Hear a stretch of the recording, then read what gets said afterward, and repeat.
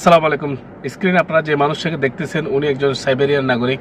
দেখুন, আল্লাহ যাকে চায় তাকেই যে কোনো কাজ করাবে এবং যাকে আল্লাহর ঘরে দাওয়াত করবে, মেহমান করবে, আল্লাহ যাকে কবুল করবে তাকে অবশ্যই নিয়ে আসবেন যে কোনো উপায়ে।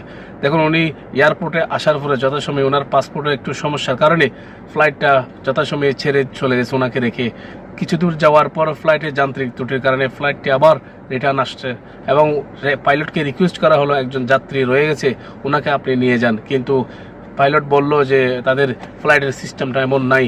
সে তখন দ্বিতীয়বার সব কিছু ঠিকঠাক করে আবার উড্ডয়ন করলো, কিন্তু আবারও সেম সমস্যা। কিছু দূর যাওয়ার পর আবার তাকে রিটার্ন আসতে হয় এবং পরবর্তীতে তৃতীয় দফায় পাইলট বলল যে আমি ওই ব্যক্তিকে ছাড়া আর যাব না।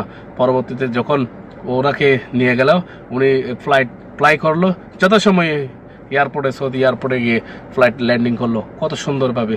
তো আল্লাহর কুদরত দেখুন, আলহামদুলিল্লাহ। আল্লাহ যাকে চায়, যেখানে চায়, যে ব্যবস্থায় চায়, অবশ্যই তাকে নিয়ে আসতে হবে। আল্লাহর ঘরের মেহমানকে আল্লাহ বাইয়ের হজকে কবুল করুক, ওনার উসিলায় আমাদেরকেও কবুল করুক, আমিন।